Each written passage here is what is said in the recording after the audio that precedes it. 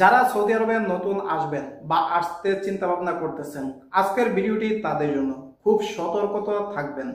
আপনারা সৌদি আরবে আসার 3 মাসের ভিতরে যদি আপনি একামা না পান অথবা কোম্পানি যদি আপনাকে একামা কার্ড না দেয়, সেক্ষেত্রে অটোমেটিক সিস্টেমে আপনার বর্ডার নাম্বার অথবা হুদুদ নাম্বারে আপনার হরফ লেগে যেতে পারে। সেক্ষেত্রে আপনার দেশে যাওয়া ছাড়া কোনো উপায় নেই।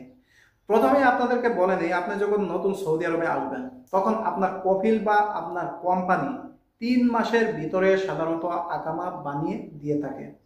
সেক্ষেত্রে আপনার কোনো সমস্যা হয় না। বর্তমানে যে সমস্যাটা দেখা যাচ্ছে, অধিকাংশ প্রবাসী যখন আসেন বিভিন্ন দালালের মাধ্যমে, বিভিন্ন এজেন্সির মাধ্যমে, তখন দেখা যায় যে তাদের কোম্পানি বা কফিলকে খুঁজে পাওয়া যায় না, বা তারা এই কোম্পানি বা কফিলকে কাছে যোগাযোগ করতে পারতেছেন না নতুন থাকার কারণে। সেক্ষেত্রে যে কাজটা হয়, আসার সাথে সাথেই তাদেরকে হরফ দিয়ে দেই বা টার্মিনেট করে দিই। তখন কিন্তু আপনার অটোমেটিকলি ভাবে দেশে চলে যেতে হবে। তো এখন নতুন একটা ট্রায়াল চলতেছে, সেটা হলো আপনি যখন আসবেন, যদি এই 3 মাসের ভিতরে আপনাকে যদি কোম্পানি বা কফিল একামা না বানিয়ে দিই, সেক্ষেত্রে আপনার কফিল বা কোম্পানি আপনাকে টার্মিনেট করতে হবে না, সরকারিভাবে অটোমেটিকলি আর বর্ডার নাম্বারের উপর হরুপ চলে আসবে। তো বুঝতেই পারছেন জিনিসটা কতটা একটা ভয়ঙ্কর। তো যদি আপনাকে এই 3 মাসের ভিতরে আকামা বানিয়ে দিই, তাহলে আপনার জন্য ভালো। তারপর যদি আপনি চান যে এই কোম্পানি বা কফিলের আন্ডারে থাকবেন না, অন্য কোথাও চলে যাবেন, তাহলে সর্বনিম্ন আপনাকে এই কফিল বা কোম্পানির আন্ডারে 1 বছর থাকতে হবে। তারপর আপনি কিন্তু কোনো জায়গায় চলে যেতে হবে। তো এতদিন যে নিয়মটা ছিল, আপনার কফিল বা কোম্পানি যদি আপনাকে আসার পরে 3 মাসের ভিতরে আকামা না বানিয়ে দিয়ে থাকে, তাহলে 3 মাস ওভার হয়ে যাওয়ার পরে আপনার যে পাসপোর্ট নাম্বার দিয়ে বর্ডার নাম্বার আছে বা একামা নাম্বার আছে, সেইটা দিয়ে আপনার একামা নাম্বার বাহির করে অন্য যে কোনো জায়গায় চলে যেতে পারতেন, কফেলা হয়ে যেতে পারতেন, ট্রান্সফার হয়ে যেতে পারতেন। সেক্ষেত্রে আপনাকে যে নিয়োগ করেছে বা যে নিয়োগকর্তা কোম্পানি বা কফিল, তার কোনো পারমিশনের প্রয়োজন পড়তো না, তাকে জিজ্ঞেস করার প্রয়োজন পড়তো না। এইটা ছিল আজকের টপ এই যে সিস্টেমটা, সেইটা যে আপনার এসেছেন 3 মাসের ভিতরে আপনাকে কোম্পানি বা কফিল একামা বানাই দেয়নি, সেক্ষেত্রে আপনি অনায়াসে অন্য কোনো জায়গায় কফেলা হতে পারতেন।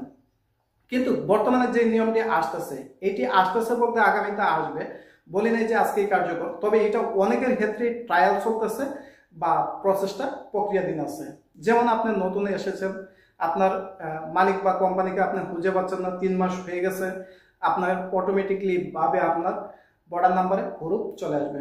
সেক্ষেত্রে আপনার দেশে যাওয়া ছাড়া কোনো উপায় নেই। তবে একটা কাজ আপনি অবশ্যই, যারা নতুন এসেছেন, সতর্কতা থাকবেন।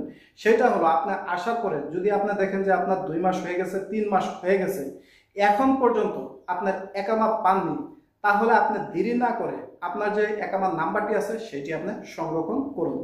মনে রাখবেন, 3 মাসের আগে আগে অবশ্যই এইটি সংরক্ষণ করে কফেলা হওয়ার চেষ্টা করবেন, বা কফেলা হওয়ার জন্য বিভিন্ন মক্তব আছে তাদের সাথে যোগাযোগ করবেন।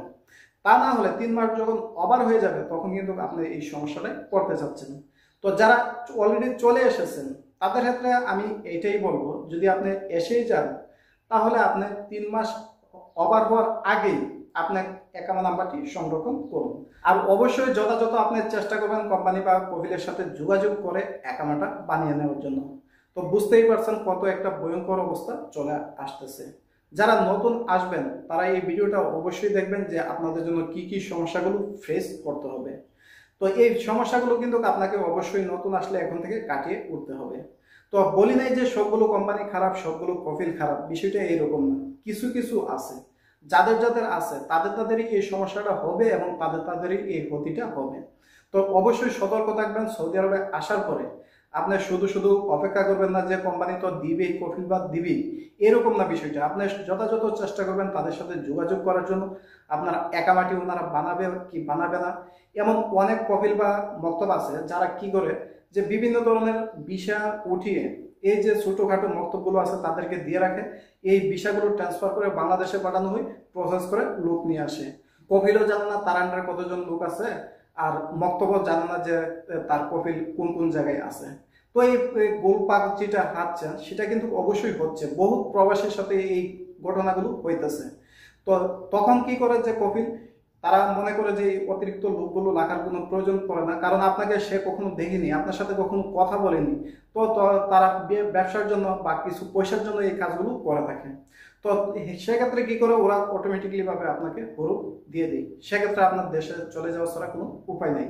তো মনে রাখবেন, যারা নতুন আসতেছেন তাদেরকে যখন বর্ডার নাম্বার হুরুপ চলে আসে, তখন কিন্তু আপনি ইচ্ছা করলেও সৌদি আরবে থাকতে পারবেন না, অথবা আপনি নতুন করে কফেলা করতে পারবেন না। তো এই 3 মাস যেটা আপনি নতুন আসার পরে, এটা অত্যন্ত গুরুত্বপূর্ণ। এই 3 মাসে আপনাকে অনেক কিছু ফেস করতে হবে, অনেক কিছু করতে হবে। সেক্ষেত্রে আপনি দেখবেন যখন 2 মাস ওভার হয়ে যাবে, তখন আপনি দেখবেন যে আপনার একামা হয়েছে কিনা, অথবা একামা নাম্বারটি তুলে অন্য কোনো জায়গায় কফেলা হওয়া যায় কিনা, এই পুরো সিস্টেমগুলো আপনার মাইন্ডসেটে সেট আপ করে রাখবেন। আশা করি এই ভিডিওটির মাধ্যমে আপনার কিছুটা হলেও উপকৃত হবেন। যদি ভালো লেগে থাকে তাহলে অবশ্যই এই বিষয়ে কোনো মতামত থাকলে কমেন্টে জানাতে পারেন। সবাইকে অসংখ্য অসংখ্য ধন্যবাদ।